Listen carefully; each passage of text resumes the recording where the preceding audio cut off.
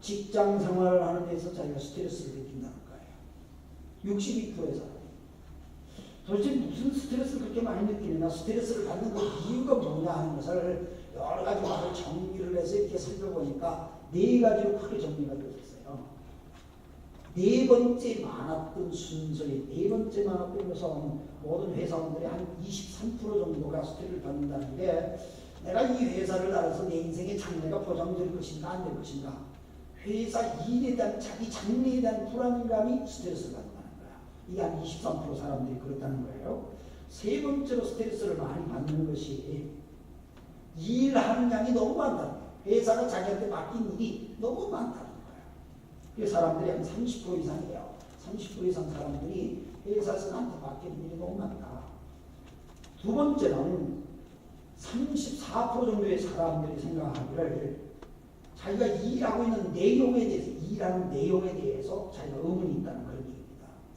내가 이 일을 하는 것에 대해서 내가 제대로 하는 건지, 자기가 일하는 것에 소위 그 일의 질적인 차이에 대한 것들을 고민한다 하는 그런 스트레스를 받는다, 그런 얘기죠. 제일 많은 스트레스가 뭐냐 사람들한테 물었더니 첫 번째 스트레스가 제일 많은 것은 직장에서의 인간관계라고 그렇게 얘기했습니다. 실제로 저는 우리 교회에서 젊은이들하고 면담을 할 때에 직장에서 자기 상사라든가 자기 동료와의 인간관계 때문에 직장을 내가 그만둬야 될지도 모르겠습니다 하는 그 고민의 상담을 여러 번 한 적이 있습니다. 실제로 그런 분들이 우리 교회에 여러 분 계시다는 얘기죠.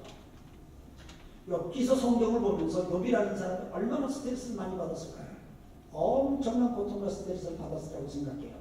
근데 이 욥이 재산도 다 없어지죠, 건강도 잃어버리죠, 가족도 잃어버리죠, 다 한꺼번에 잃어버렸는데, 그래서 욥이 살고 있다고 하는 이 자체는 기적과 같은 거예요.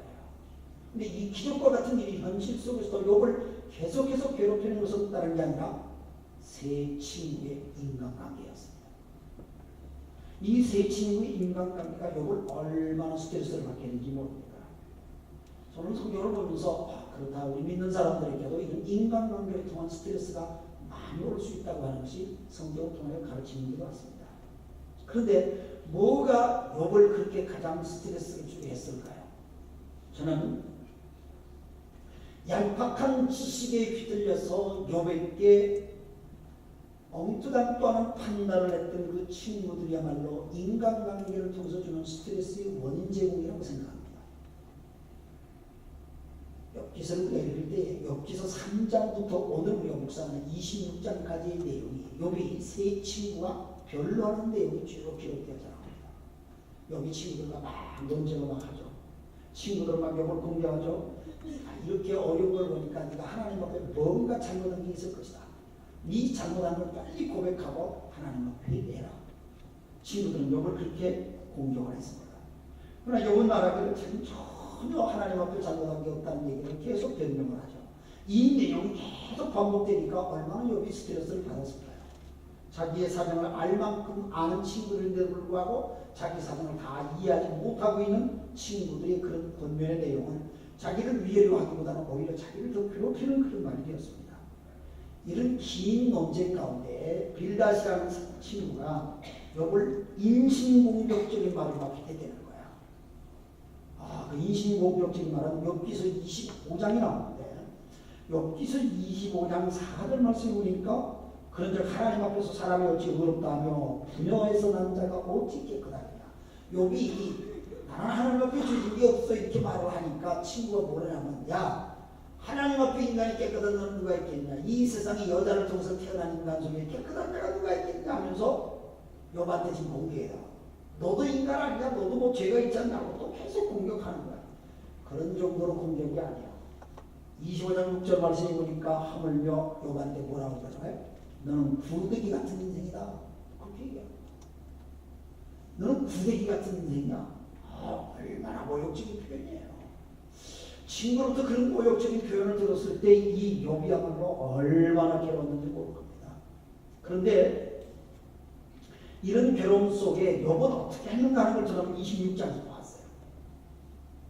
이런 공격을 수없이 욥이 받았는데도 불구하고 그것에 대해서 욥이 야 나는 구더기가 아니야, 난 인간이야 뭐 이렇게 반론하지 않고요.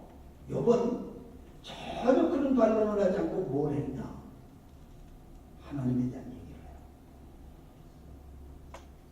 저는 이게 참 놀랍더라고요. 욥이 얼마나 화가 났는지 이 26장에 보니까 욥이 지난 시간까지는 쭉 욥이 친구들이 얘기하면은 친구들 3명을 향해서 늘 변론을 했어요. 근데 26장에서는 빌닷이라니까 한 사람을 향해서 자기 변론을 해요. 그래서 26장에서는 내가 힘없는 자라, 2절 말씀입니다. 내가 그렇게 했죠. 내가 속이 2인치 강수입니다. 빌닷 너라고 하는 사람은 딱 찍어가지고 네가 나한테 그렇게 말을 하는데 그렇게 얘기하는, 네가 힘없는 자를 잘 도왔구나, 기력 없는 팔을 참 잘 구원하였구나. 우리 한글 성경은 읽으면 뭔가 다 오질 않아요. 내가 힘없는 자를 참 잘 도왔구나, 뭐 이말은 이게 사실 빈중거리는 말이에요. 야, 너 그렇게 힘 있어가지고 남을 잘 도왔냐? 쉽게 바로 이런 거예요. 뭐 네가 그렇게 능력이냐? 네 팔로 그렇게 사람들 많이 구해봤어? 욥이 지금 이렇게 물는 거예요. 이렇게 설명해 이해가시죠?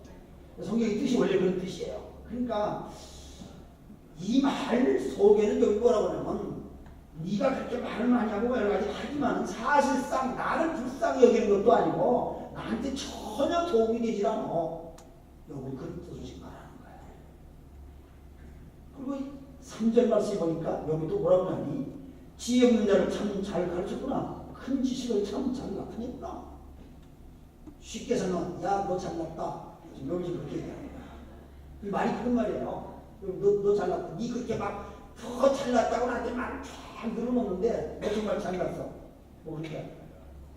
이 말은 무슨 말이냐면 욥이 지금 뭐라고 하냐면 빌닷, 네가 그렇게 지혜가 있고 말을 잘해가지고 사람들 앞에 네가 나한테 이렇게 네 지혜로운 걸 막 자랑을 하는데 그래, 그 자랑하는 게 어쩌다는 거야. 욥은 지금 그렇게 얘기를 해요. 4절 말씀 또 뭔지 보십시다. 내가 누구를 향하여 말을 했느냐? 네 신이 내게서 나왔다. 네가 말이 많은데 네가 하는 말은 네 말이 아니지. 네 속에서 어떤 신이 너한테 말을 집어넣어서 그런 말을 하느냐?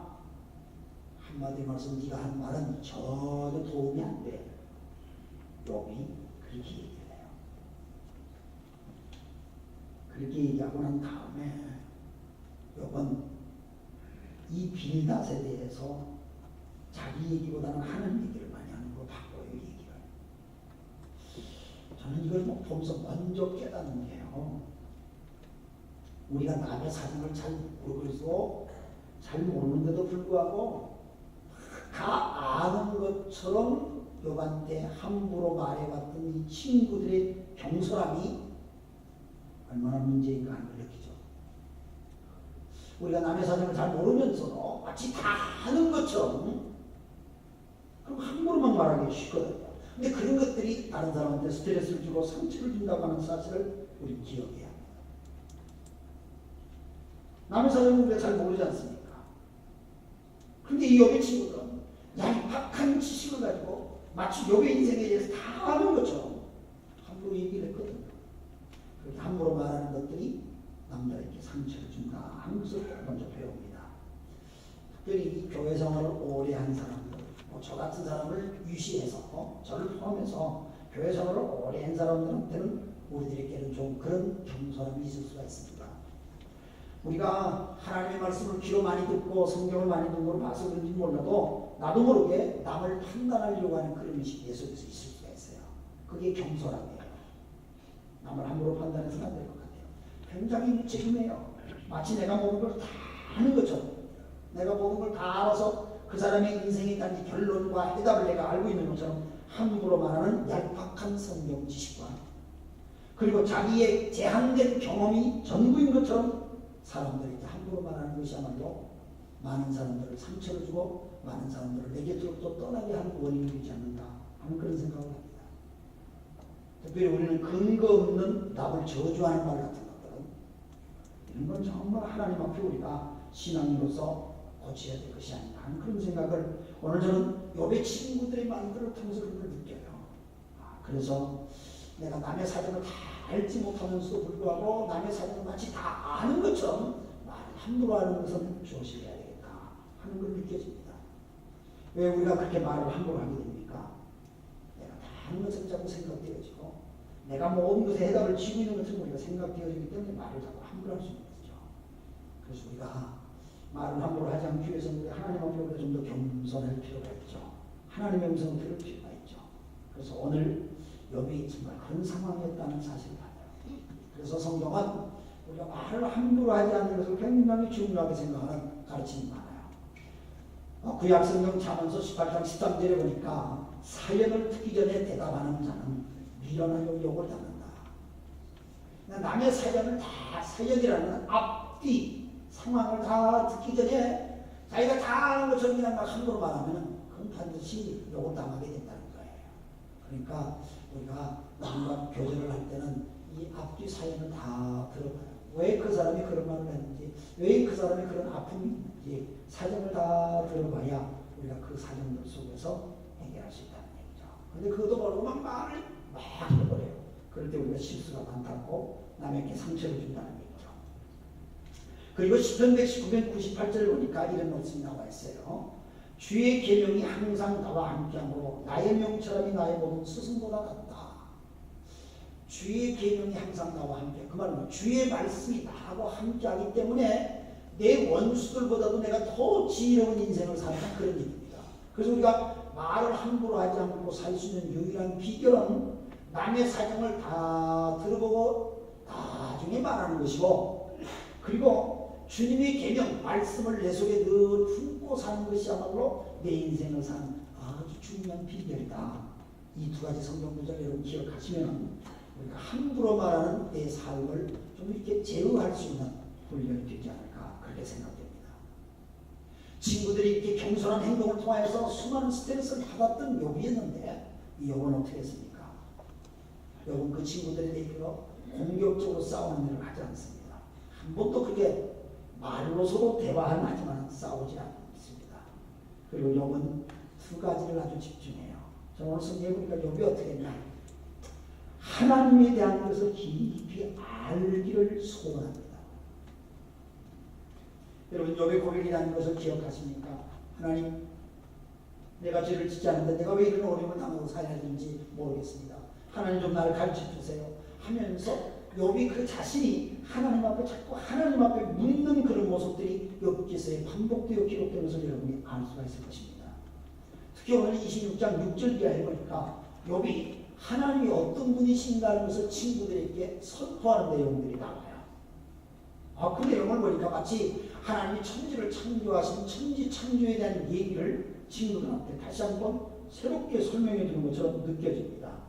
7절 보니까 그는 하나님이죠. 하나님은 북편 하늘을 허공에 펴시며 땅을 공간에 다시며.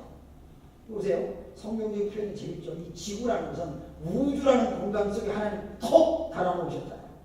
근데 이게 떨어지지도 아니고 날아가지도 않고요. 그냥 제자리를 지키자는 공간 속에서. 마치 욥은 그렇게 설명합니다. 하나님께서 이 우주 공간 속에 지구라는 땅덩어리를 또 허공에 공간에 달아내 놓으셨는데 이게 바람에 흔들리지도 않고 이게 그냥 이렇게 움직여지는 하나님의 위대하심이 얼마나 놀라운가. 7절에 그렇게 설명하죠.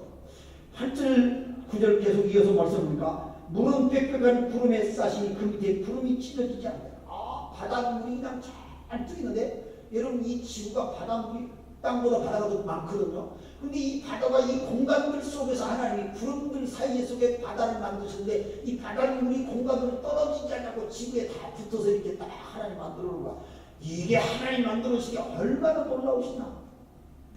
우리가 저는 욥이 이렇게 설명하는 내용을 들으면서 우리가 하나님을 이해하고 하나님을 알 때에 하나님은 보이지 않는 분인데 그분이 하신 일들을 보면서 하나님을 알게 돼요. 무슨 말인지 아시죠? 하나님이 보이지 않아요. 그런데 하나님이 하시는 일들을 보고 그 하나님을 우리가 알아가는 거예요. 여기 그 하나님을 증거하는 거예요. 여기 그 하나님을 지금 선포하고 있어요. 10절 말씀을 보니까요. 수면의 경계를 그으셨으니 빛과 어둠의 지경까지 한정하세요. 하나님이 낮과 밤을 이렇게 딱 만들고 빛을 만들고 어둠을 만들고 이렇게 다 하셨는데 모든 걸 갈라놓아가지고 하나님이 너무너무 정확하게 모든 걸 해놓으셨다 그 말입니다. 저는 이 욥의 이런 성경의 표현들을 보면서 이 욥이 그 당시에는 오늘과 같은 과학이 발달된 시대가 아니었기 때문에 지금부터 한 4,000년 전이거든요. 욥의 시대가. 그런데 욥이 쓸 수 있는 그 아주 다양한 말들을 다 표현을 해가지고 하나님의 창조적인 사역을 좀 설명하는 거예요. 이건 욥이 표현하고 있는 하나님은 어떤 분이다 하는 걸 설명하고 있는 거죠.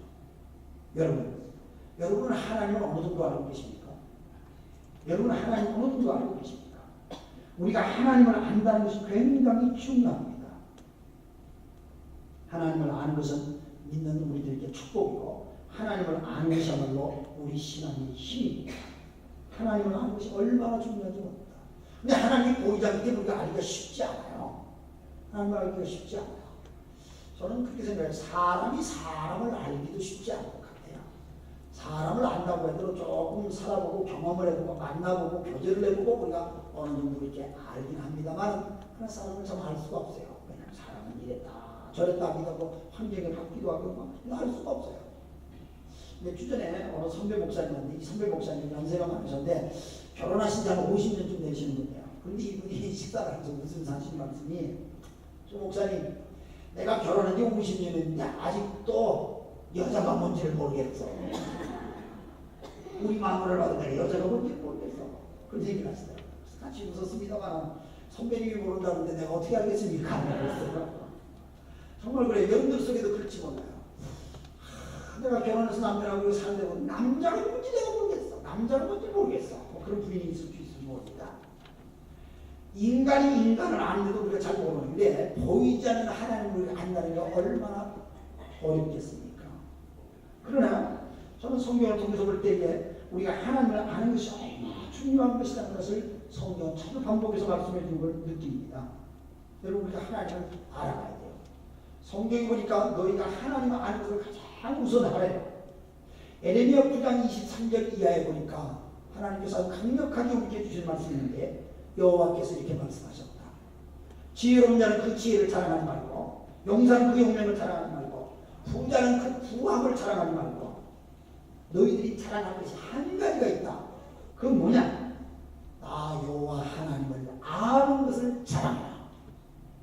우리가 하나님을 아는 걸 자랑하는 사람, 하나님을 깨닫는 것을 그걸 자랑해야 된다고 그렇게 얘기했어요. 신약성경에도 요한복음 17장 3절 말씀에 보니까 영생이라는 건 뭐냐? 영원히 사는 것. 사람이 추구하는 것이죠. 사람이 다 소원하는 거죠. 그 영원히 사는 영생이라는 것은 유일하신 하나님을 아는 것과 그분이 모시신 예수 그리스도를 아는 것이라고 했습니다. 아는 것이 얼마나 중요한지 몰라요. 욥은 친구들과 논쟁하기를 그치고요. 하나님께 집중하여 그 하나님을 아는 것으로 만족하는 그런 모습을 오늘 우리에게 보여줘요. 그래서 욥기 26장을 읽으면서 모든 스트레스를 뛰어넘을 수 있는 비결은 우리가 우리의 시선이 하나님께 집중하는 것이다. 저는 그렇게 교훈이 되어져요. 우리 주변을 보면 막 스트레스 받는 일이 많아요. 물론 나한테 굉장히 용기를 주고 도움을 주는 사람도 있겠지만 또 스트레스를 주는 사람도 있죠. 환경이 그렇지 않습니까? 그러나 우리가 하나님께 향할 때 하나님을 알게 될 때에 하나님을 안다는 그 자체가 우리들 속에 모든 걸 뛰어넘게 하는 힘과 은혜를 준다. 미국의 영성신학자 가운데 목사님들의 목사님이라고 말하는 제임스 페카라고 하는 분이 있어요. 제임스 페카라는 분이 쓴 하나님을 아는 지식이라는 그 책이 있어요. 그 책이 뭐 오래전 그분이 1970년경에 논문을 썼던 내용인데 뭐 한국에도 오래전에 번역이 되고 일본에도 오래전에 번역이 되었는데 이 책이 굉장히 세계 많은 나라에서 번역이 되었고 제가 알기로 한 세계 한 600만 권 이상 팔린 걸로 알고 있습니다. 그러니까 엄청난 책이에요. 근데 그 책에 보니까 이 박사님이 다니엘서를 묵상하면서 우리가 하나님을 안다는 것이 얼마나 놀라운 것인가를 네 가지로 설명하고 있어요. 예수 믿는 사람들이 하나님을 알고 산다는 것이 얼마나 놀라운 것인가를 네 가지로 설명하는데 첫째는 우리가 하나님을 알면 하나님을 위하여 큰 파워가 생긴대요. 우리가 하나님을 알고 있다는 것 자체 속에서 하나님의 파워가 내 속에 온다는 거예요. 그걸 다니엘을 통해서 얘기해요. 다니엘이 하나님께만 집중해. 그렇지 않습니까? 우상에 바치던 재물은 난 안 먹겠습니다. 하나님께만 집중하는 거죠. 그건. 그런데도 불구하고 어디서 그런 힘이 나왔는지 다니엘 속에 그런 파워가 있는 거예요. 우상에게 절하지 않냐고요. 자기를 공갈하고 핍박하고 막 위협을 주는 사람들은 머리 숙이지 않는 그 그런 파워가 다니엘 속에 있었다는 얘기입니다. 이걸 하나님을 아는 사람들에게는 그런 파워가 생긴다는 거예요. 두 번째로 하나님을 아는 사람들에게는 위대한 하나님의 생각을 안다는 거예요. 그 말은 하나님의 뜻을 안다는 거예요. 하나님이 뭘 좋아하시고 하나님이 뭘 싫어하시고 하나님이 뭘 원하시고 이걸 안다는 거예요. 하나님을 아는 사람들은 그 하나님은 어떤 분입니까? 우리 인간 세계 모든 역사를 다스리고 인간 세계 역사의 운명을 결정하시는 분이 하나님이시지 않습니까? 근데 그 하나님이 결정하신 그 하나님의 뜻을 우리가 안다고 하는 그 자체는 우리가 이 세상에 사는 인간이지만 하나님의 뜻을 안다고 하는 게 이게 보통 능력이 아니잖아요. 세 번째는요, 하나님을 안다는 사람은 그 속에 용감성이 있다는, 담대함이 있다는 거예요. 실제로 성경에 보니까 그렇더라고요. 예수님의 제자 베드로가 얼마나 용감했습니까? 그러나 그가 원래부터 용감했던 사람이 아닙니다. 그 예수님을 알고 하나님을 알게 되니까 많은 핍박을 받아가지고 어떤 사람은 넌 오늘부터 절대로 예수를 전하지 말라고 하면 공갈 협박을 받았습니다. 그런데도 불구하고 베드로는 뭐라고 합니까? 사도행전 5장 29절 말하기를 베드로는 얘기해요. 나는 사람에게 순종하는 것보다 하나님께 순종하는 것이 옳다고 생각합니다. 이게 어디서 나온 용기지요? 어디서 나온 담대함이지요? 이렇게 막 나온다는 거예요. 그래서 하나님을 알면 사람이 용기가 있어지고요, 담대해지고요, 힘이 있어지고요, 하나님의 뜻을 아니까 가는 길이 분명해지고요. 이게 하나님을 아는 사람들의 축복이라는 거예요. 이건 베드로만 그랬던 게 아니라 바울 사도 그렇게 얘기했죠. 사도행전 20장 24절 보니까 나의 달려갈 길과 주 예수께 받은 사명은 곧 하나님의 은혜의 복음을 증거하는 일을 마치려면 내 생명을 조금 더 귀한 것으로 여기지 않겠다. 아버지 하나님의 뜻을 전하는 그 일에 내 인생을 바쳐지는 것은 난 하나도 두려움을 생각하지 않는다.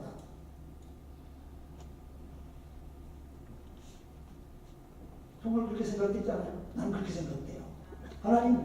하나님의 영광된 복음 증거하는 일에 내 인생을 하나님이 쓰신다면 내가 얼마나 영광스러운 거예요. 하나님, 내 생명과 내 재산과 내 가정과 내 모든 것을 하나님 쓰십시오. 조금도 나는 내 것을 그냥 내 것으로 생각하지 않고 나는 살겠습니다. 난 이게 바울만 그런 게 아니라 하나님을 알면 알수록 바울과 베드로와 여기 있는 조목사와 여기 여러분 모든 성도들도 하나님을 알면 알수록 그런 의식 속에 우리가 살게 된다는 거예요. 저는 그렇다고 생각합니다. 믿습니다. 저는 그렇게, 저도 그렇게 믿습니다. 또 한 가지 네 번째, 우리가 하나님을 알게 되면 어떻게 됩니까? 하나님을 아는 사람은 모든 것에서 만족한다는 거예요. 그걸 다른 말로 하면 범사에 감사하는 거죠. 모든 것에 만족하는 거예요. 하나님을 알고. 저는 로마서 8장 37절부터 39절까지 말씀을 통해서 저는 깨달은 교훈입니다. 로마서 8장 37절 보니까 바울 사도가 얼마나 담대하게 얘기하는지 몰라요. 여러분 우리 한번 화면에 성경 구절을 한번 같이 읽어볼까요? 시작. 그러나 이 모든 일에 우리를 사랑하시는 줄 말미암아 우리가 넉넉히 보세요. 넉넉히 이래요. 부족함이 아니에요. 넉넉히 이 것이 내 인생이 그렇게 정해져 있어요.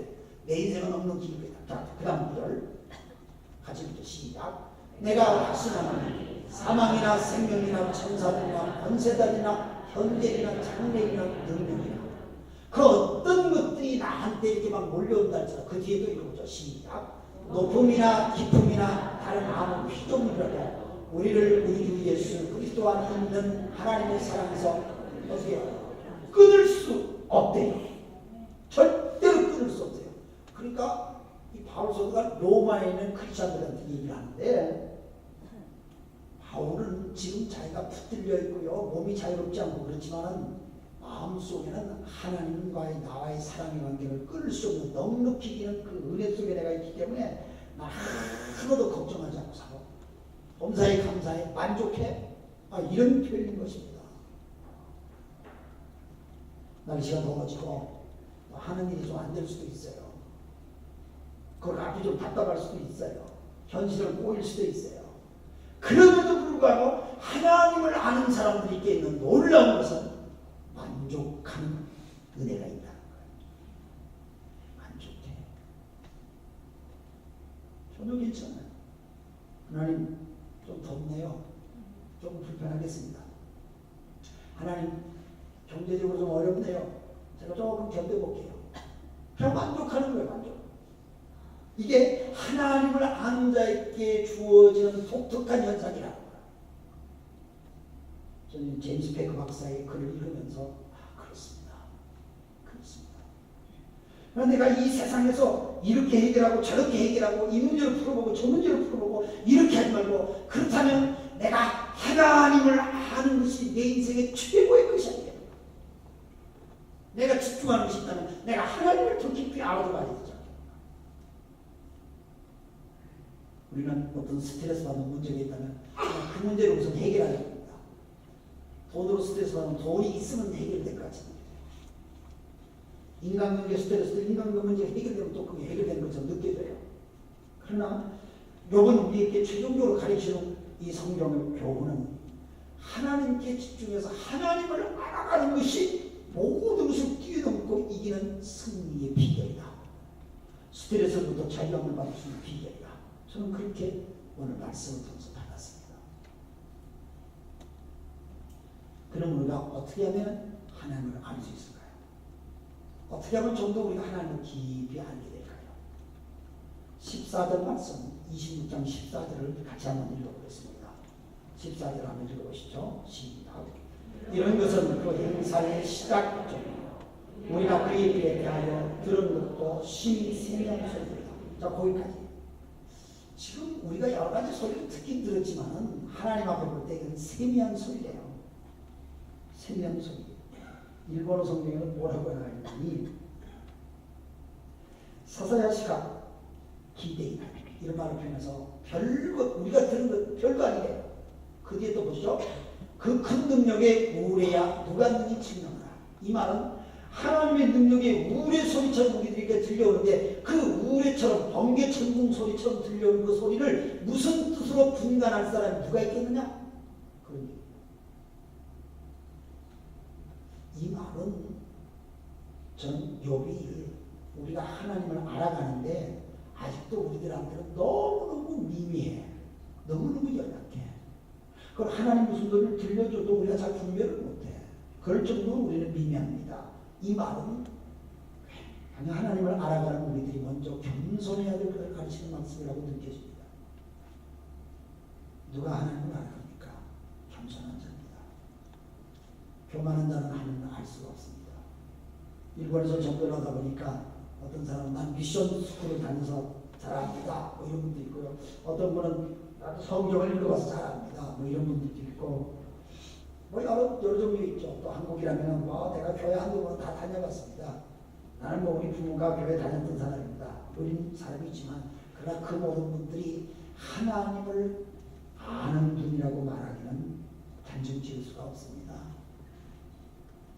교회에서 어떤 봉사를 했느냐, 교회를 맺느냐, 않느냐, 성경을 몇 번 봤느냐, 그것을 하나님을 아는 사람이라고 단정할 수 없다는 얘기입니다.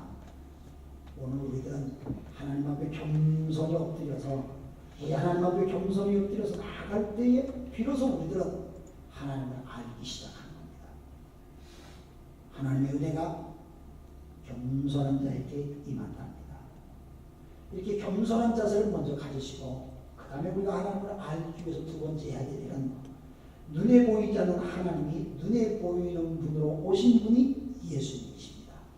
그래서 예수님을 우리가 배워야 됩니다. 예수님을 통해서 배워야 돼요. 예수님의 제자들이 어느 날 예수님께 물었습니다. 특별히 빌립보라는 제자가 예수님 우리들에게 하나님 아버지를 보여주세요. 그럼 우리가 믿겠습니다. 이런 얘기를 했는데 하나님 보여달라는 소리는 요즘 사람들만이 하는 얘기가 아니라 옛날 사람도 그랬다는 얘기입니다. 주님은 그때 요한복음 14장 9절 말씀에 나를 본 자는 아버지를 보았거늘 어찌하여 아버지를 보이라 하느냐. 주님은 그렇게 얘기하죠. 근데 나를 보았으면 아버지 본 거다 그렇게 얘기한 겁니다. 여러분 예수님 보시지 않았습니까? 성경을 통해서. 성경에 우리가 예수님을 설명하는 것이 복음서라고 나오는데 복음서는 네 가지 종류의 복음서가 있어요. 마태복음, 마가복음, 누가복음, 요한복음 있어요. 마태가 본 예수님, 마가가 본 예수님, 누가가 본 예수님, 요한이 본 예수님을 우리들에게 설명하고 있죠. 그래서 우리는 예수님을 사방팔방으로 지금 우리가 보는 거죠. 그래서 예수님을 보면서 우리가 예수님을 배워요. 아, 예수님이 이런 분이었구나. 그러니까 보이지 않는 하나님이 이런 분이시겠구나. 아, 예수님이 이런 일을 하셨구나. 그러니 보이지 않는 하나님은 이런 일을 우리에게 하실 분이구나.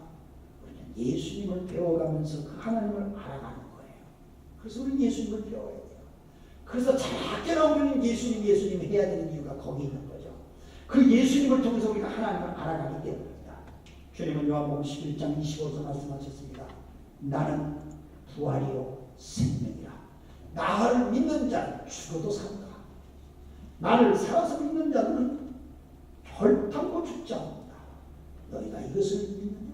주님께서 그렇게 말씀하셨습니다. 그래서 우리가 눈에 보이는 예수님을 잘 알아가는 것이야말로 하나님을 아는 것입니다. 세 번째로 마지막 말씀을 드리자면 정말 우리가 하나님을 알아가기 위해서는 첫째는 겸손하라고 말씀했습니다. 두 번째는 눈에 보이는 하나님이신 예수님을 배우자고 했습니다. 세 번째는 하나님의 말씀을 품고 삽시다. 하나님의 말씀을 내 가슴에 품고 살자는 거예요. 내 마음에 품고 살자는 거예요. 여러분, 말씀을 내 가슴에 품고 사는 것은 하나님을 내 가슴에 모시고 사는 것하고 똑같아요. 주님께서 말씀하시기를 내가 너희 안에 있고 너희가 내 안에 있으면 너희들이 무엇든지 구하라. 그럼 내가 다 시행하리라. 그리고 주님께서 말씀하시기를 너희가 나를 영접하면 내가 너희 안에 있고 너는 나와 함께 먹고 마실 것이다. 주님께서 그렇게 말씀하셨습니다. 그렇다면 주의 말씀을 내 가슴에 품고 사는 것이야말로 하나님을 알아가는, 소위 말씀이 내 속에 있고 내가 말씀과 함께 있고 해서 하나님과 나와 함께 사는 인생이 되는 겁니다. 이걸 소위 하나님의 영적 체험입니까? 이런 것이 일어날 때에 우리는 그 하나님을 깊이 알아지게 되고 그 하나님을 깊이 알아지는 과정 속에 우리는 모든 것으로부터 초월적인 그리스도의 삶을 산다는 겁니다. 스트레스가 많은 시대, 스트레스가 많은 계절이 왔습니다. 특별히 이번 주간은 일본에서 오봉야스미라고 하는 그런 휴가 기간이니까 여러분들이 일터를 떠나서 휴식도 취하고 싶고 기분 전환을 위해서 리프레시도 하고 싶고 정말 필요합니다. 그런 시간을 가지시기 바랍니다. 그러나 오늘 욥을 통해서 보니까 그런 시간도 리프레시도 휴가도 좋고 그것도 좋지만 욥은 하나님을 깊이 알아가는 것을 통하여서 모든 것을 뛰어넘는 모습을 욥을 통해서 배웁니다. 이번 주간은 2차 대전이 끝나고 일본이 전쟁에서 패망하고 2차 대전이 끝나서 69년이 됐습니다. 그래서 한국은 해방을 하고 그리고 평화를 생각하는 그런 기간입니다. 그래서 이번 주간만큼은 지난 주간에 히로시마, 나가사키 원자폭탄이 터져서 기념하면서 다시는 전쟁을 하지 말아야 된다는 그런 결의를 다시 한번 했던 것을 기억하는데 아마 이번 주간에 그런 생각을 많이 한 주간일 것입니다. 특별히 이번 주간에는 일본 동맹기독교단 저희 교회가 소속되는 단체가 해외 선교 50주년을 기념해가지고 세계 선교대회를 가와사키시 교육문화회관 그리고 우리 예배당 함께 활용을 해서 이 대회를 치르게 됩니다. 14일 목요일부터 16일 토요일까지입니다.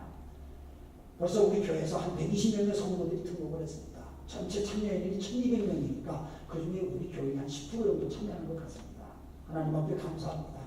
이번 기간에 집중해서 하나님을 깊이 알아가고 체험하는 은혜의 시간이 되어서 모든 것을 뛰어넘는 축복의 한 주간 되시기를 주님의 이름으로 축원합니다. 기도하겠습니다. 이제 말씀을 기억하면서 이 시간 함께 기도하는 시간 같이 갖도록 그렇게 하겠습니다. 하나님께서 우리에게 큰 은혜를 우리가 하나님을 얼만큼 아는가 이게 얼마나 중요한지 모릅니다. 여러분 교회 다니지만 하나님을 잘 모르는 사람이 많거든요. 이 시간 우리 같이 하나님 저도 하나님 더 깊이 알고 싶습니다. 하나님 제가 하나님을 더 깊이 하니까 성령님 나를 도와주세요. 내가 하나님을 깊이 알게 해주세요. 그런 기도를 하시면 좋겠습니다. 같이 기도하겠습니다. 자, 이러신 아버지 하나님 감사합니다. 주님 오늘도 우리에게 귀한 시간을 주셔서 우리 성도들이 하나님 앞에 깊이 하나님을 알고 묵상하면서 주님 앞에 나아갈 수 있게 주시는 주여 감사합니다. 오늘도 우리 사랑하는 성도들이 하나님을 깊이 하는 그런 시간을 허락해 주시옵시고 하나님께 나아갈 부족도 주여 도와주시옵기를 원합니다. 오늘도 우리와 함께 하시는 주님 성령의 은혜 속에서 믿음으로 나아가길 원합니다. 하나님의 은혜 속에서 믿음으로 나아가길 원합니다. 주의 기뻐하신 속에 믿음으로 나아가길 원합니다. 하나님 붙들어주시기 원합니다. 하나님 역사해 주시기 원합니다. 주님 도와주시옵소서. 주님 인도해 주시옵소서.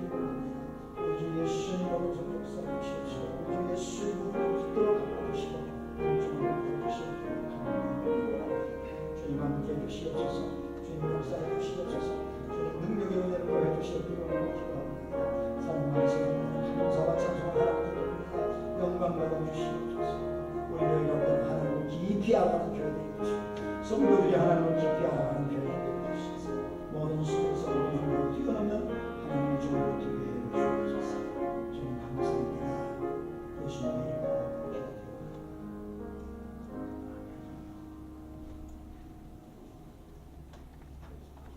이제 우리 찬송을 같이 드렸습니다.